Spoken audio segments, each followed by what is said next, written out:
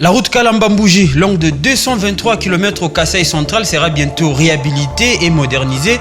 Le protocole d'accord vient d'être signé entre le directeur général du BCECO et le ministre d'État en charge des infrastructures et travaux publics. Vous aurez les détails dans le développement.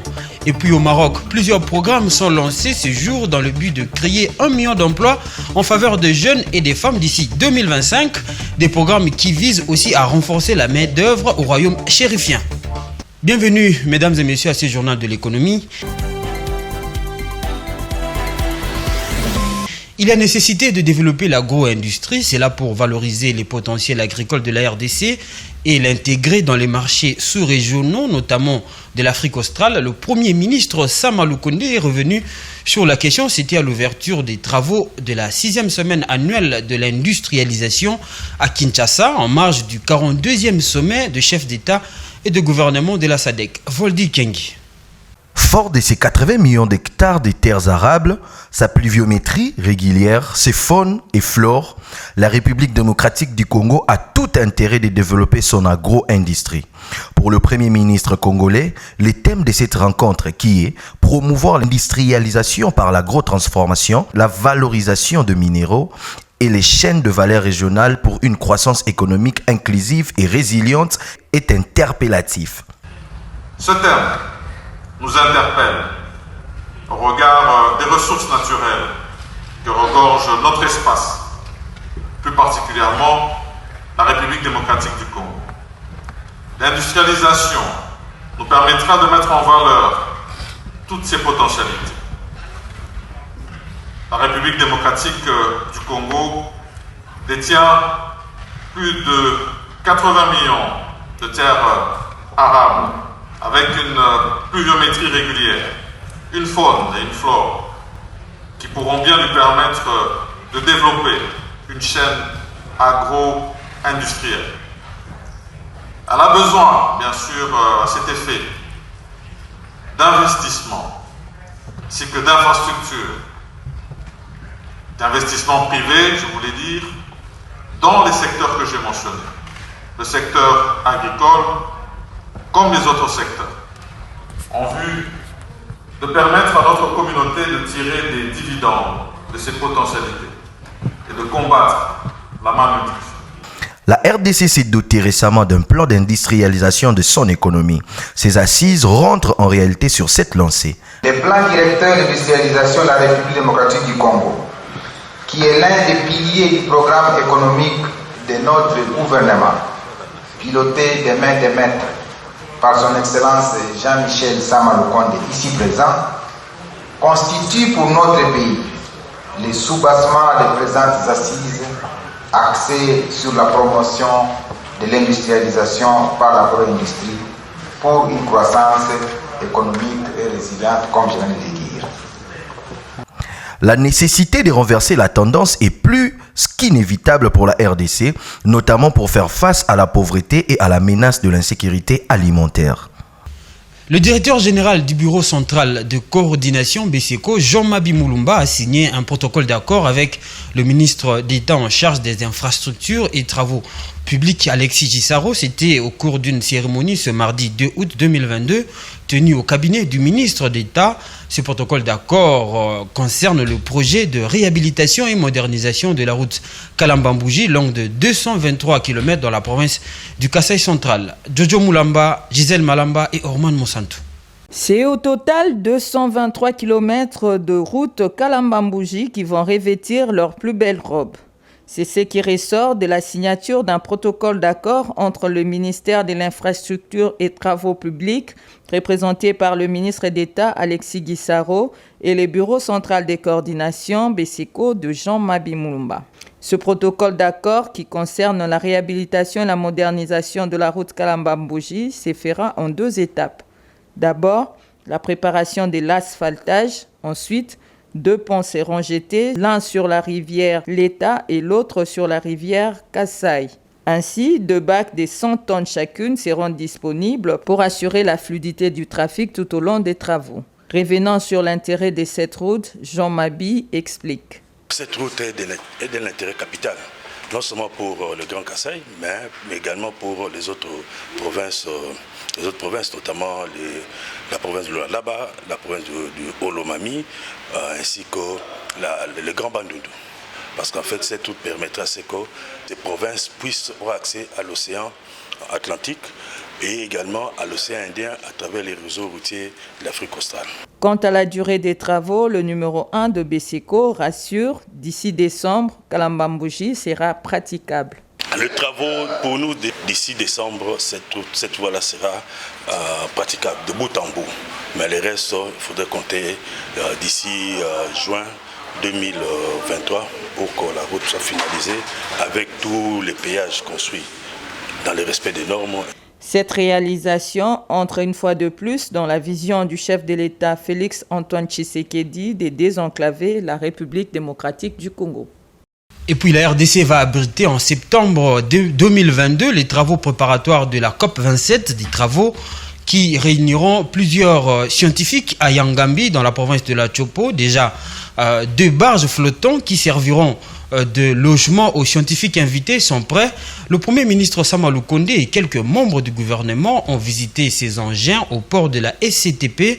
Le chef du gouvernement a donné ici le sens de cette visite. Il était au micro de Théodore Ngandou.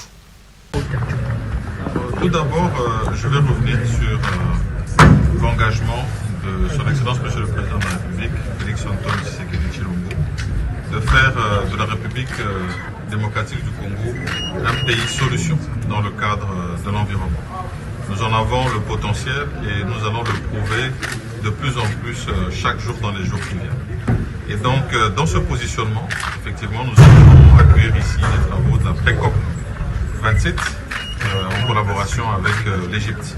Et donc, nous allons recevoir ici une équipe de scientifiques. Et ici, une idée que je considère très originale, de voir tous ces scientifiques profiter non seulement du spectacle de notre faune, de notre flore, de notre biodiversité, mais aussi dans le même cadre d'effectuer leur travail. Une collaboration entre la vice-primature de l'environnement et le ministère des Transports pour la réhabilitation de ces barges qui appartiennent à la République démocratique du Congo et qui vont pouvoir permettre à ces scientifiques le déplacement de Kisangani à Yangambi où vont se faire leurs travaux. Et je crois que ce sera une bonne occasion pour nous de réaffirmer cette position de pays solution. Dans la suite, bien sûr que nous allons... Une mission conjointe FMI-Banque mondiale est annoncée en République démocratique du Congo. Elle devra atteindre Kinshasa le 24 août prochain et ne pourra quitter le sol congolais que le 9 septembre. Cette mission aura pour tâche d'accompagner le gouvernement dans la mise en œuvre du système des investissements publics. Patrick Kilunga. C'est une mission qui devrait aider le gouvernement à assainir l'investissement public en République démocratique du Congo.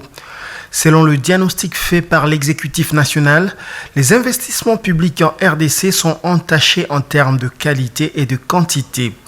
Les faiblesses constatées ont été caractérisées notamment par la gestion peu rationnelle des investissements publics en raison d'une part de la faible capacité à mobiliser des ressources et d'autre part de leur affectation peu efficace pour financer les besoins prioritaires.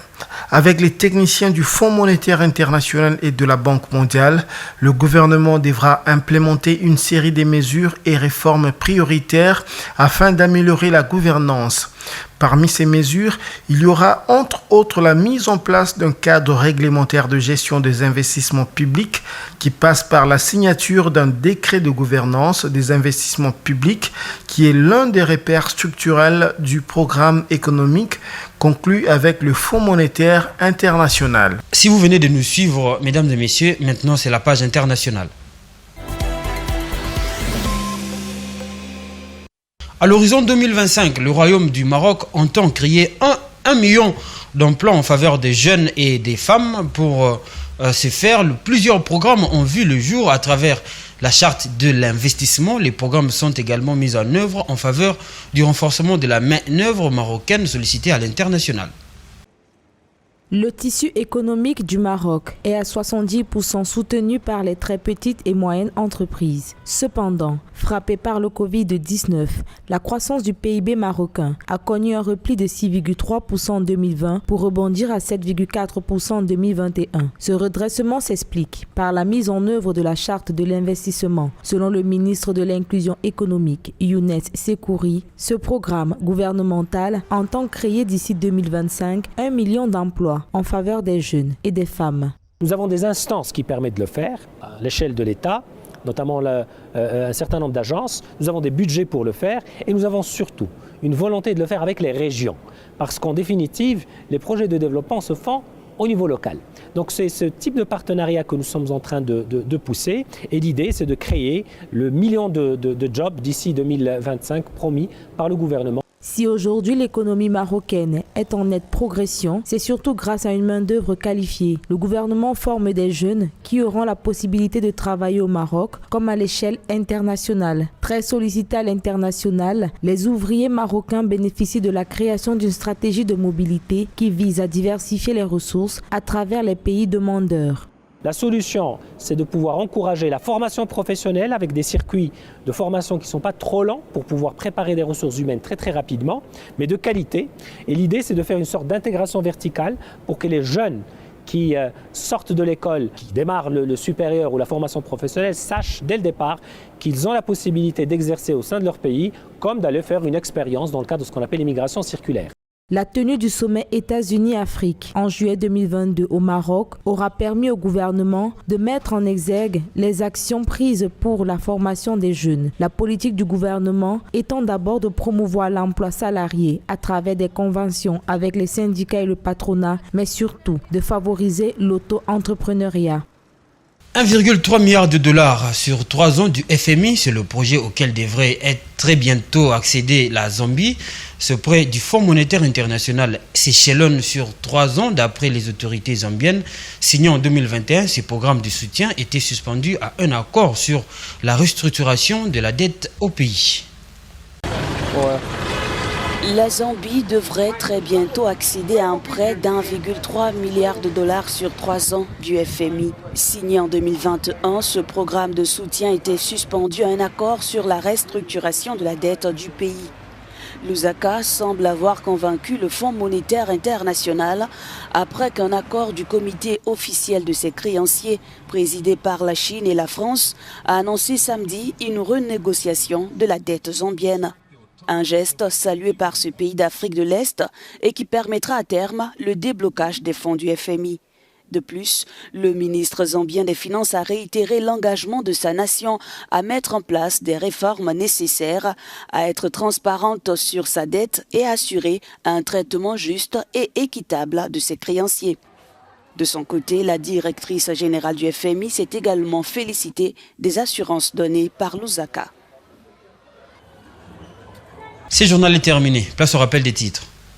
La route Kalamba-Mbouji, longue de 223 km au Kasaï central, sera bientôt réhabilitée et modernisée. Le protocole d'accord vient d'être signé entre le directeur général du BCECO et le ministre d'État en charge des infrastructures et travaux publics.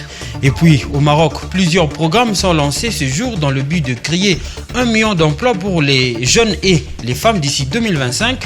Des programmes qui visent aussi à renforcer la main-d'œuvre au royaume chérifien. C'est ici que ce journal prend totalement fin. Merci de l'avoir suivi et restez branchés sur les programmes de Géopolis Télévision.